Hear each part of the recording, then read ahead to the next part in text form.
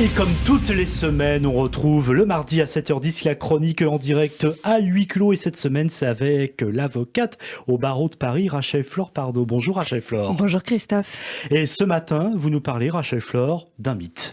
Oui, alors que la magie des fêtes de fin d'année, parfois semblable aux contes de fées, s'éloigne, c'est d'un autre mythe dont je veux vous parler. Il y a des mirages qui nous suivent jusque dans la vie d'adulte. Celui de la bonne victime, de la victime parfaite est l'un d'entre eux.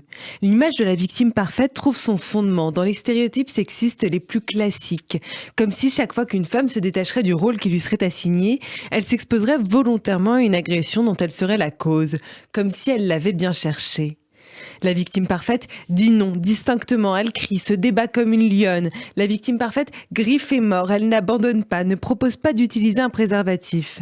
Elle est irréprochable, blanche comme neige, elle ne ment pas, ne boit pas, ne se drogue pas, à aucune occasion. Elle est vulnérable, elle a un métier respectable, elle n'est pas trop sexy, n'a pas de sexualité et surtout, elle ne prépare pas le petit déjeuner. Oui, dans une BD, une autrice anonyme racontait qu'après avoir été violée, elle a préparé au violeur un petit déjeuner.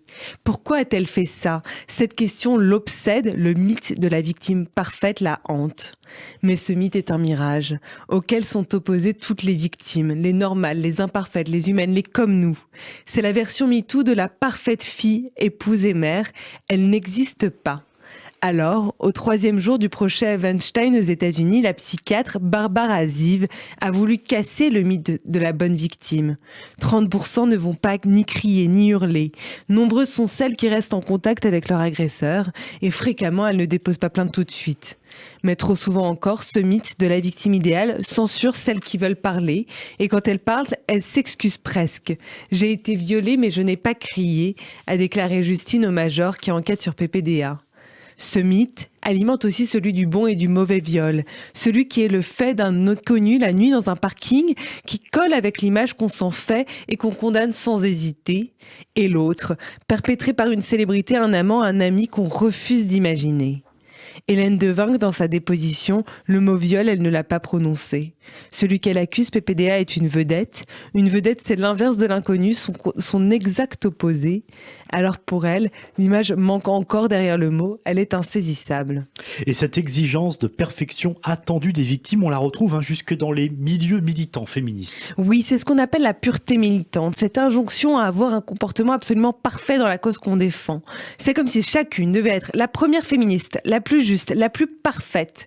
Et à la moindre erreur, se mettent en place des mécaniques brutales de dénonciation et mise au banc. Le call-out, on appelle ça. L'obsession de la pureté militante fait perdre de vue les véritables coupables. Alors, dans son best-seller Bad Féministe, Roxane Gay rappelle que la défense de l'égalité des sexes peut se faire en assumant ses contradictions.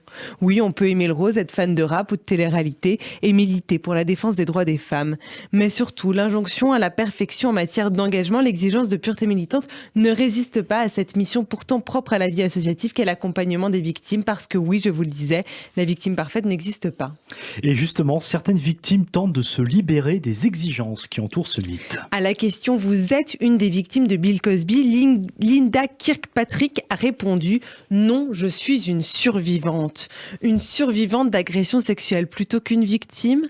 Ce terme est utilisé au sein des cercles militants contre les violences sexuelles depuis plusieurs décennies. Et ce glissement sémantique de plus en plus prégnant aux États-Unis n'a rien d'anodin. Il impacte notre perception des agressions sexuelles, de la victime, de l'agresseur. Aujourd'hui, celles qui se définissent comme survivantes rejettent les mythes associés aux victimes. La faiblesse, la culpabilité, la honte. Survivante est un terme extraordinairement puissant. Celle qui survit, c'est celle qui résiste et continue d'exister. En se proclamant survivante, ces anciennes victimes cassent le mythe. Merci beaucoup Rachel Flore Pardo, avocate au barreau de Paris. On vous retrouvera dans 2 semaines, puisque la semaine prochaine, pour à huis clos, ce sera Karen Noblinski. Bonne semaine à vous. Bonne semaine.